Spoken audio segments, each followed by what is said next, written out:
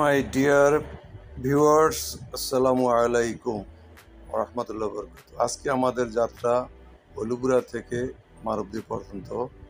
আমরা এখন চলে যাচ্ছি আমাদের প্রাইভেট কার নিয়ে, এই জন্য যে আমাদের নতুন সড়কটি পাকা হয়েছে হলুগুড়া থেকে সন্মানদ্বীপ পর্যন্ত, এই রাস্তা দেখার জন্য। এবং দুই পাশের দৃশ্যগুলি মনোরম দৃশ্য, খুব সুন্দর লাগলো। এই তো একটা ব্রিজ, এই ব্রিজ দিয়ে আমরা শাহজালালগঞ্জে যেতে পারি। এরপরে এগিয়ে যাচ্ছি, আমাদের গাড়ি এগিয়ে যাচ্ছে। আমরা দুই পাশে যা দেখছি আপনাদের সাথে শেয়ার করলাম। এলাকাটি অনেকই সুন্দর, আমার জন্মস্থান। অত এলাকাটি ছোটকাল থেকে বড় হয়েছি এই এলাকাতে। দেখুন, অনেক সুন্দর দৃশ্য আমাদের এই এলাকাতে। আপনাদের আমন্ত্রণ রইল আমাদের এই এলাকা দেখার জন্য। শখ করলাম যে একটা ভিডিও করে সবার সামনে তুলে ধরব। আমরা এগিয়ে যাচ্ছি, এই তো আমরা পৌঁছে গেলাম কান্দাপাড়া গ্রাম। এগিয়ে যাচ্ছি, এই সাঁকো এগিয়ে যাচ্ছি, খালের উপর যে সাঁকো। এরপর সামনে কান্দাপাড়া মসজিদ আমরা দেখতে পাবো। এসে যাচ্ছি আমরা কান্দাপাড়া মসজিদের পাশে।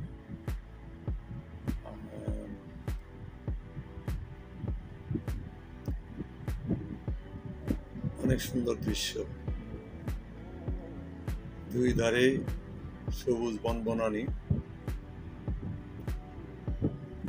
বিদ্যুৎ লাইন রাস্তার পাশে। আর এই তো মসজিদ, কান্দাপাড়া জামে মসজিদ। আমরা এগিয়ে যাচ্ছি, সামনে সাবেক চেয়ারম্যান মরহুম রফিকুল ইসলাম শিকদার, ওনার বাড়ির পাশে এখানে একটি ব্রিজ। এই ব্রিজটি পার হয়ে এই ব্রিজটি আমরা এখন পার হব। এখানে আমাদের গন্তব্য শেষ। এই ব্রিজটি পার হয়ে ওই পাশে যাব।